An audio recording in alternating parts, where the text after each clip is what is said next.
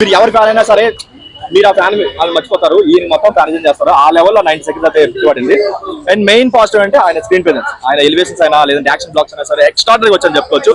But negative అంటే వాళ్ళు ఏదైతే భగవాన్ కేసరి ఒక రీమేక్ అని చెప్పుకొని తీసుకున్నారో, ఫస్ట్ హాఫ్ వరకు కొంచెం యాజిటీగా తీసుకున్నా సరే సెకండ్ హాఫ్ వచ్చేసరికి వేరే సీన్స్ యాడ్ చేసి వేరే అన్వాంటెడ్ కాన్సెప్ట్ యాడ్ చేయడం వల్ల కంప్లీట్ గా సెకండ్ హాఫ్ కి బ్యాలెన్స్ అయితే అవ్వలేదు. అండ్ అన్నెసరీ మరీ ఎలివేషన్ విలన్ ఎక్కువ అయిపోయింది అనిపించింది తప్ప ఎక్కడ అంత యూజ్ అయ్యేదైతే పర్లేదు.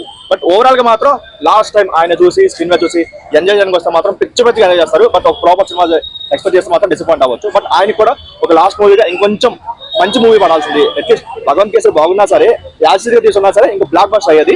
సరే సినిమా ఎలా ఉంది ఏంటన్న పక్కన పెట్టి వస్తే మాత్రం ఫ్రెష్ మైండ్ తో వస్తే మాత్రం అదే మమిత కొంచెం బాగా చేసింది. ఫస్ట్ హాఫ్ వరకు మంచి సీన్స్ ఉన్నా సరే సెకండ్ హాఫ్ సీన్స్ పడలేదు. ఎలా అనిపించింది సినిమా?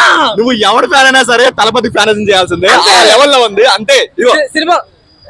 సినిమాలో పొలిటికల్ ఎలిమెంట్ ఎలా ఉంది? ఆ తమిళ పాలిటిక్స్ ఏవో కానీ తెలుగు పాలిటిక్స్ పెట్టారు డైలాగ్, అదేదో డైలాగ్ కూడా ఉంటుంది. నేను హెల్ప్ చేస్తాను. సినిమా విషయానికి వచ్చేస్తే హిట్ ఫ్లాప్ బాగుంది బాగాలేదు పక్కన పెడితే వన్ లాస్ట్ టైం తలపతి అంతేనా కాదా? అంతే అన్న, మీరు మొత్తం వదిలేసండి. పాజిటివ్ సినిమాలో పాజిటివ్ ఉందా నెగిటివ్ ఉందా? అది రాడ్ క్లైమాక్స్ అన్న, అది రాడ్ క్లైమాక్స్. అది పెట్టుకుంటే భగవంత్ కేసు రాజీగా పెట్టాను సరే బాగుంటుందేమో కానీ దండం.